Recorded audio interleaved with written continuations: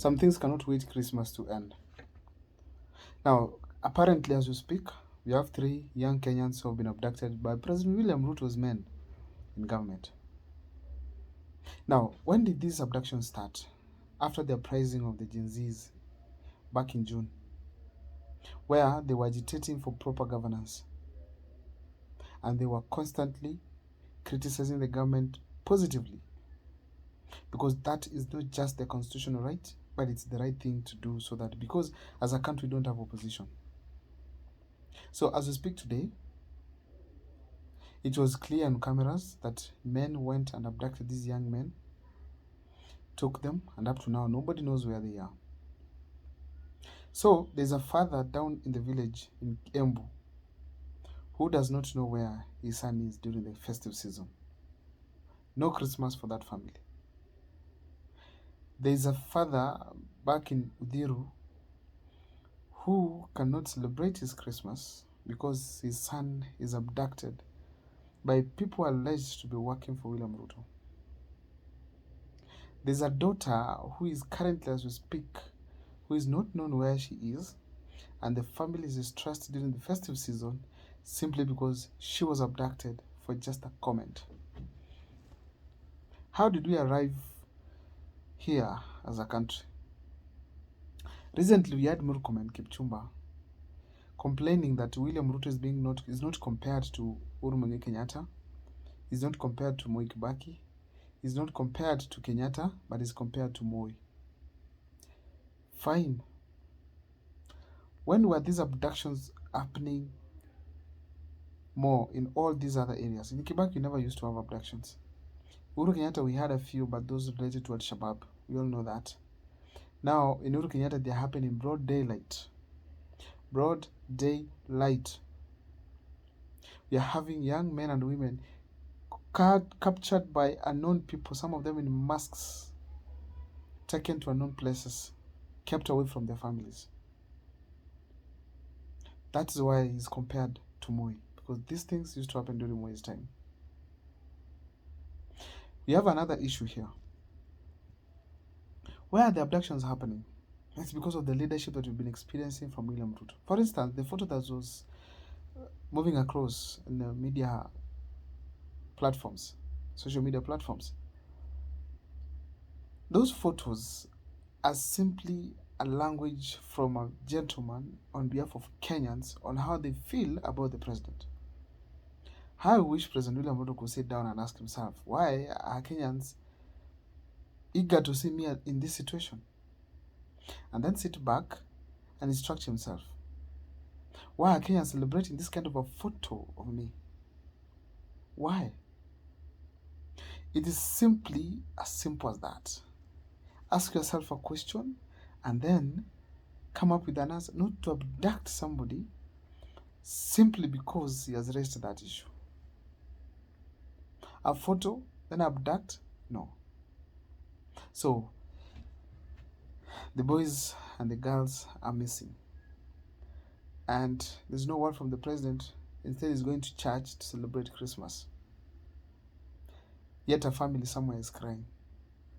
Then we expect the best from such a person. Never. Never. However, it has not become as a surprise because anybody now can be abducted, including me, friends, any other person who is on social media, particularly raising the voice against poor governance,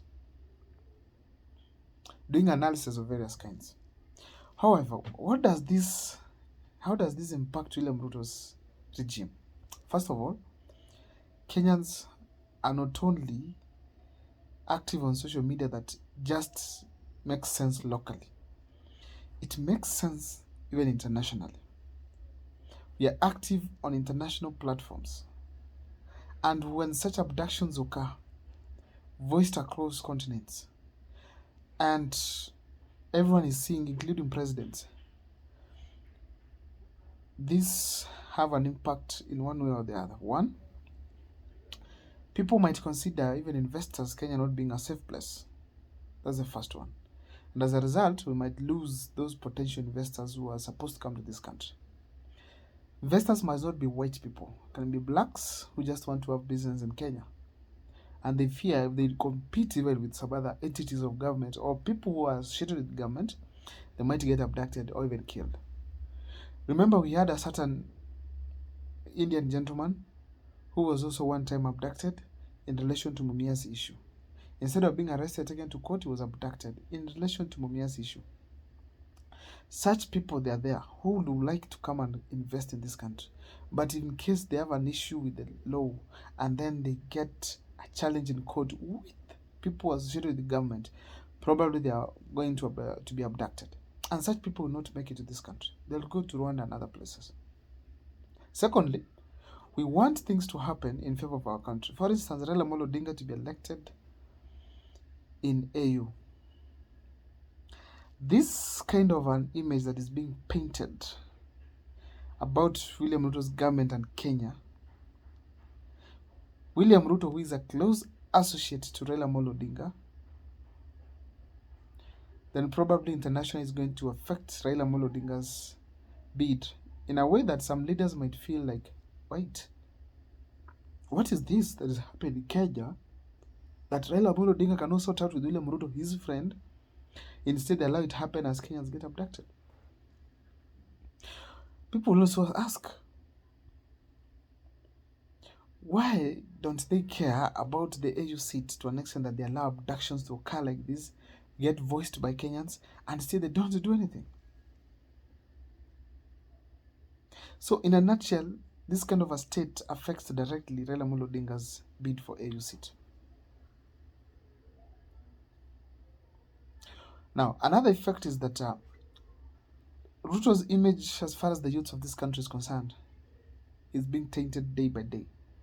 Youths daily are hating William Ruto simply because of his engagement, of his people engaging in this kind of act of abductions of young, harmless Kenyans. Harmless Kenyans. As simple as that. His chances of election in 2027 are going down day by day. And as a result, William Ruto will not have it easy. Will not have it easy in leadership because these youths are not going to give up. Let me remind you slightly here that when gentlemen were going to occupy parliament, some were shot right in front of them. But they didn't stop there because this has been shot. They still marched on and entered parliament. That's the case. Abductions have been occurring in this country, but these youths that have been abducted still went ahead to tweet. That means very well that probably, as you speak, these things will keep happening. The spirit is there. The body can be stopped, but the spirit lives in other people again. So therefore, in a nutshell, if William Ruto could have ignored this kind of a photo, probably it could have circulated and just end like that. Because something is not relevant every day. Not relevant every day. That's my take. I don't know what you think about the abductions. Please let me see it in the comment section because I feel strongly this is an issue that Kenyans are deeply watching from a distance.